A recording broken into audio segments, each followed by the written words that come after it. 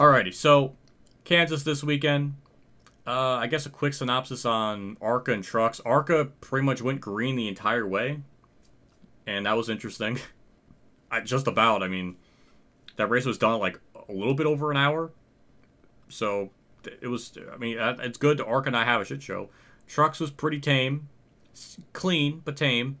So both of those races are kind of just middle of the road, fine. That's really my quick recap of that. Corey Heim being just an absolute legend in the trucks, like nothing really new. He's been in the top 10 for 23 of his last 24 races or something. Just completely insane. Probably should have won a championship last year, but the format botched that because, apparently he didn't deserve it. Even with missing a race, by the way. So, yeah, but then we get to Cup. And Cup from, flag to flag was pure greatness on so many levels that it's honestly almost hard to even interpret that properly. I just muted my freaking alert box. I want to make sure my chat box is not there for this review. But yeah, I'm just sort of shocked at how good that race was. I knew. I mean, Kansas is always a banger. It's like ever since this next gen car has existed, it's just to put on great bangers, pretty much. To varying degrees of that of greatness, but this one was just on another. It felt like another level. We had stage one in the entirety of it through pit cycle and all. Ross Chastain and Kyle Larson just battling. And dirty air, for whatever the reason, at Kansas just is not that big of an issue. You saw cars can get right up to people. You saw that it's not that they're just not secluded to like one lane. They can run different parts. It's just Kansas is such a versatile track with that stuff that it's really fun to watch. Because it's not like they're in a lead. It's not like a Dover situation where it's like, I know Hamlin's leading and there's no way Larson's gonna get by him, so there's just like no excitement here. There's just always that being there for it to be entertaining. And all of stage one was like that. It'll be Kyle Larson having the lead. Ross Chastain would kind of dive bomb, clear Larson. Larson would kind of get the run off the corner. It was kind of just this nice back and forth. Nobody could really pull away, and that was so enthralling because all of stage one was like that. Even through pit cycle and all, they were still there, and it was awesome. Then we had stage two where Chastain kind of gets tight up against someone that it stalls both of them out, and then we just casually go 4 and 5 wide. It's just insane. It was just bonkers, and it's so refreshing to have a race be this good for this long, and pretty much all of it was entertaining, and I was so happy. I was really freaking happy with that race. The booth, it continues to be annoying. That's not ever really going to change. So unfortunately, as great as that race was, it kind of does hinder it. There was also weird moments in the race too, where it's like they go to crank it up.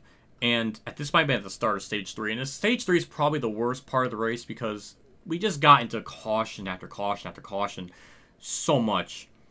So that kind of it was just an annoying stretch of time. I don't know how many of those we had in a row, but that was annoying. It was annoying. And I think after one of those, at some point, I'm getting my timelines all confused, but they had to crank it up. And I guess this is what they've always done. I don't know, but maybe it's just annoying now. And for as good as this race is, I don't want to miss anything. But then it's like we go to crank it up, then we get like a full screen thing of it for like 3 seconds or 4 seconds or something. But it's like I don't want a whole full screen transition to it. Wasn't it back in the day? Back in the day, it was just a little tiny thing on the bottom right of the screen. It didn't block anything, and it was just annoying. But I'm just annoyed by that. I guess it's just a Fox thing. It's whatever. But like they're doing their oh my god, Jesus Christ, they're cranking up, and they're picking like the worst camera angles you could ever imagine to show stuff. Like we have, I don't know if it was Kyle Busch, Kyle Larson, and Truex. Or I guess Truex is behind him, and then the other two cars are just side by side. And Truex is like right there, And as obviously as a Truex simp, I'm like trying to freaking look for it because the camera's picking like the worst angles to show it. It's like we're about to almost have a 3-car battle for a lead, and we're not seeing it. It's like, how do you mess that up? How is that possible? But they found a way. So that was just annoying, and I don't understand how it could be that hard. So, yeah. Then we have from like what lap 60 to like 7 to go, just a nice long stretch of green flag run, which then kind of turned into fuel mileage. So this race almost had it all with close racing, epic battles, obviously wrecks for the freaking neurodivergent, brain-drooling numbskulls that just want wrecks, and a bit of fuel mileage, which, if that race just played out to the end, this was going to be, obviously, as a Truex simp fanboy, I hated that so much. Because Buescher, it was Hamlin and Buescher. They're like not going to make it on fuel. Buescher's slacking off. Truex was 4 seconds back. Ran everybody down. Then he's under a second from Hamlin. Hamlin's backing off, and Truex was catching him rapidly. And then Kyle Busch just no talents. And I'm just like, oh my god, I'm losing my mind. I'm losing my mind. And it makes it so frustrating. Is because I don't know when the hell Truex is retiring. This could be his last year. That could have been his last chance to win a freaking race. I don't know. So I have to think every week is his last full-time season. So I don't know what's going on. So it's not like boo-hoo, Hamlin doesn't win. He'll win next year. Oh, boo-hoo, Buescher doesn't win. He's got another year. No, in my case, I don't have that. I don't know.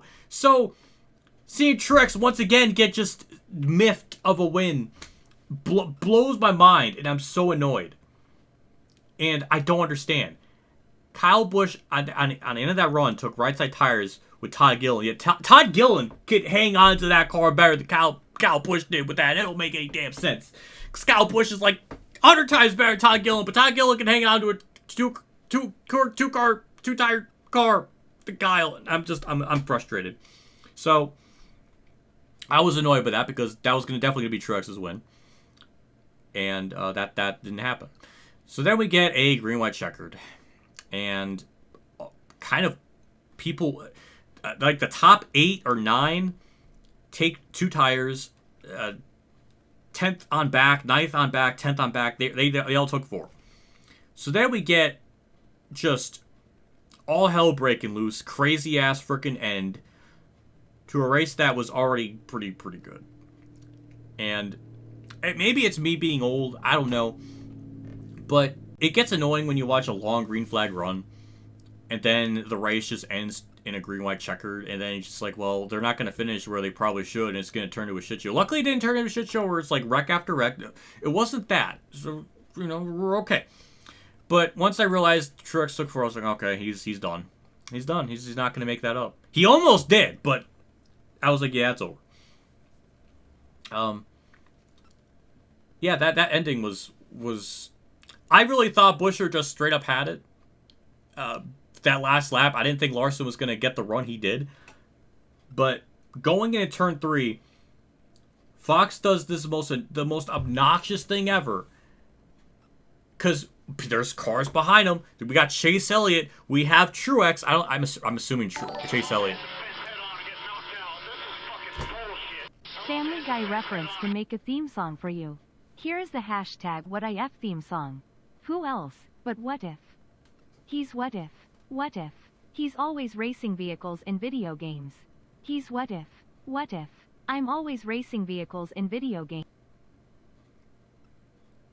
So, yeah, Fox in like 3 and 4, we're setting up like this magical moment.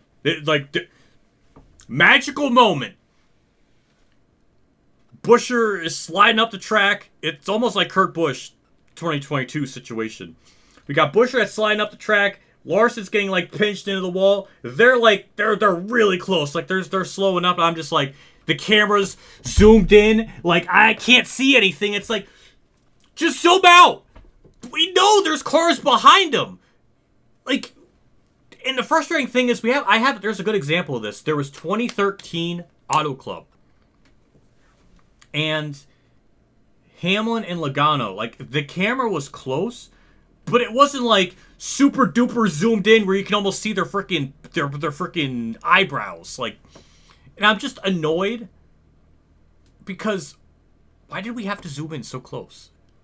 Like, just zoom out because I want to see what's happening behind. Like, are they gonna freaking? I was thinking to myself like, oh, they're gonna wreck. They're gonna put themselves in the wall, and Truex is gonna come swiping on through, or somebody else is gonna come through. Just pull out. So I don't know. They were just that was a pet peeve. Then we get out of 4, and it's just insane, absolutely insane. And we basically witnessed the closest finish in NASCAR history. That's not even a debate. And I didn't know really how to feel about it. There's a couple of feelings I had to feel about it. One was, why did Larson door Buescher twice? That feels weird. Once I kind of get, because Buescher did kind of squeeze him up in the wall, so I can almost understand that. But why twice? Unless Larson just assumed that Buescher was just going to go down lower? I don't know. It was just weird. That kind of bugs me. Because if I was Buescher in that situation, I probably would have just doored him after the first hit. Like, it's like it's game on then, but he didn't do that. So I don't know. I don't know. But the other thing too is Fox yet again does a dog shit job trying to explain shit, because I'm looking at the finish. I'm like, but yeah, Larson won, but the finish line isn't straight. Like, what is that? They're not even explaining it or rationalizing. Like, I had to freaking go on Twitter and watch Jeff Gluck explain it. Because apparently the painted line didn't mean anything. And also, why did the track not draw a straight line? There! What I did with my finger, that's better than what they did at Kansas. That straight line right there, that's better than what they did with the track. There's like a piece of paint that's like a little bit longer than the one on the bottom. So I'm watching this like, but that's some bullshit, because Larson clearly had the advantage because the finish line paint is just a little bit thicker than the one on the bottom. But apparently that's not it. So apparently the finish line just doesn't mean anything. And NASCAR showed the photo of the finish, like what it's supposed to be, which doesn't really convey anything because it's just like an arbitrary line, not where the finish line is. Maybe it is. I don't know. Whatever. If it freaking said Larson won, then sure. Because if they're going by the sensors underneath the track, then sure, he did win. But I wish Fox explained that, or at least acknowledged the paint being different, because that caused the whole shitstorm. So, putting that aside, because at first I was really about to be really salty about that, but I was wrong. My salt was misguided, but good stuff. I'm just, it's just a shame, because if Fox just explained it, there wouldn't even be an issue. They could acknowledge, hey, the paint, we acknowledge that it's not straight. So they're going by a sensor under the ground. They have this thing over on the sides. But no, they are strictly just showing is like that image is definitive. And it's like, so that was just annoying.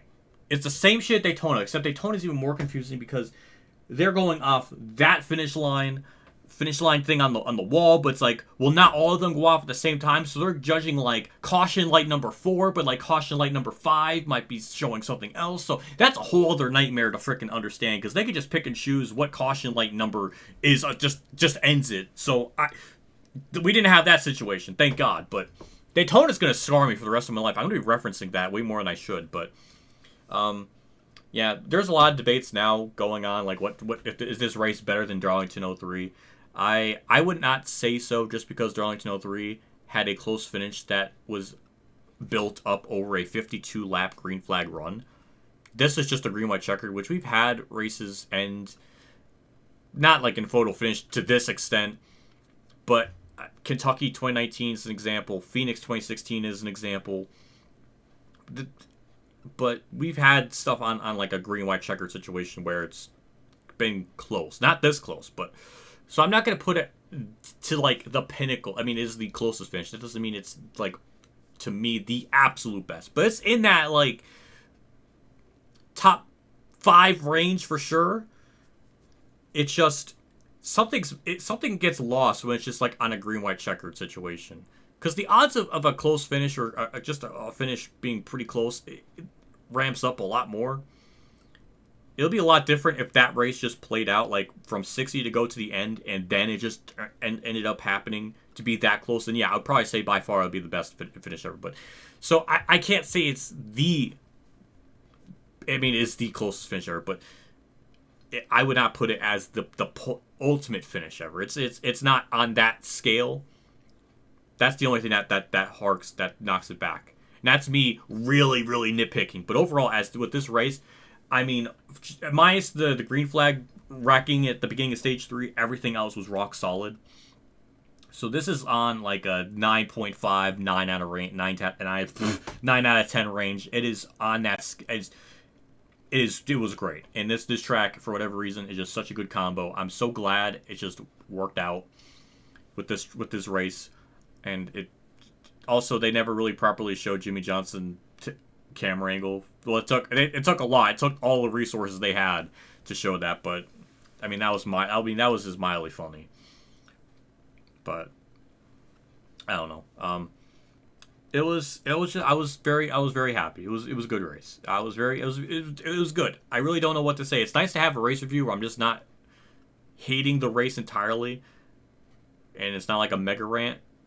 So see, I can have a heart. I can have a soul and admit a good race. Just sometimes, I guess for me, it's just more fun to just kind of find the nitpicks and then just blow it up.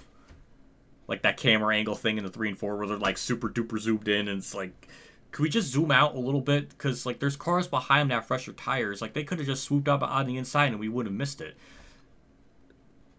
Like that would have been. Imagine if that happened. That would have been just an embarrassing blunder, which wouldn't be anything new. But either way, it was good. I'm just glad. I'm glad that race went well. So I don't think there's a whole lot else to say. So I think that's it. I think we're done. Good stuff.